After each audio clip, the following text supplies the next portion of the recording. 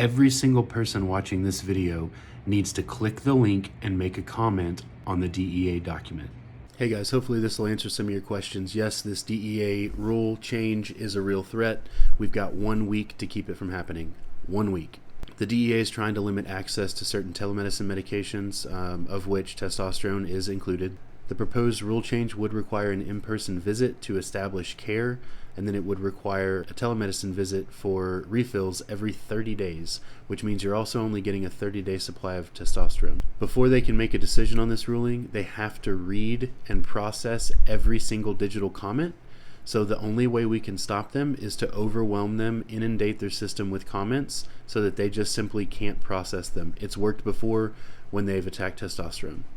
If they're successful, it's going to drive up the cost of treatment because it's going to drive up the cost for the clinics. They're going to have to hire more staff. The pharmacies are going to have to hire more staff because the clinics are going to be processing 3 times the appointments, 3 times the refills.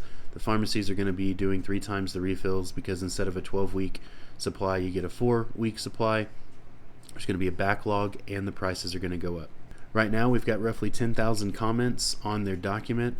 I'd like to see that 4, 5, 6 times as many just to make sure that they're unable to get through all of them. If they can't process all of them, they can't pass this new rule.